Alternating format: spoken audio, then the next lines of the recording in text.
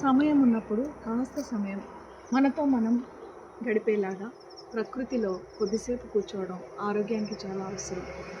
ఎందుకంటే ఎన్నో భావోద్వేగాలలో మనం చిక్కుకుని ఉంటాం. అలాగే ఆ భావాలు ఎలా ఉంటాయంటే ఒక్కొక్కసారి అనవైలబుల్‌గా ఉంటాయి.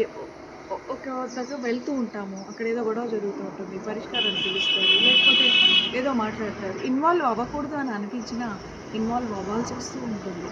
కానీ ఆ సమయంలో మన శరీరంలో ఉన్నటువంటి అంతరంగమైనటువంటి మనోభావాలు అవి అంతరంగమన్నటువంటి అవయవాల మీద ప్రభావం చూపిస్తూ ఉంటాయి. ఎలాగ మనము ఏడిస్తే కన్నీళ్ళు బయటికి ఫిజికల్‌గా వస్తాయి కదా!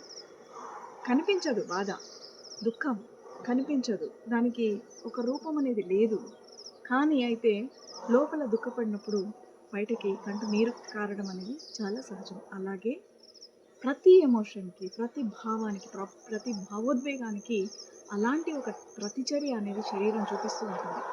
మనం బానే ఉన్నట్టున్నాము, ఆరోగ్యం బావుంది, అంతా బానే ఉంది అనుకుంటూ ఉంటాం. కానీ అనవేర్‌గా ఎక్కడో ఈ భావోద్వేగాలను మనం లోపల దాచుకుని, అవి సప్రెస్ అయ్యి ఏదో ఒకరోజు సడెన్‌గా ఒంట్లో బాలేకపోవడం, అనారోగ్యం చెందడం అనేది జరుగుతూ ఉంటుంది. కాబట్టి ప్రతిదానికి ఒక ఇన్‌లెట్, ఒక అవుట్‌లెట్ ఉన్నట్టు తప్పకుండా ఆ భావోద్వేగాలు ఏవైతే లోపల ఉన్నాయో మరి అవి కాస్త బయటికి కూడా వెళ్ళాలి. అవి కాస్త శాంతమవ్వాలి. అవి కొంచెం నెమ్మదించాలి అంటే ప్రకృతి మనకెంతో సహకరిస్తుంది. అందుకని అవి ఎక్కడికో దూరంగా వెళ్ళాల్సిన పని లేదు. కాస్త ఇంటి బయట ఉన్నటువంటి దగ్గరలో ఉన్నటువంటి ఓ మొక్కనో, పువ్వునో, చెట్టునో ఏదైనా సరే కాసేపు ఆ ప్రకృతిని ఆస్వాదిస్తూ, ఆ ప్రకృతిలో ఉన్న మౌనాన్ని మనం నింపుకోవడానికి ప్రయత్నం చేస్తే మన ఆరోగ్యం చాలా బాగుంటుంది.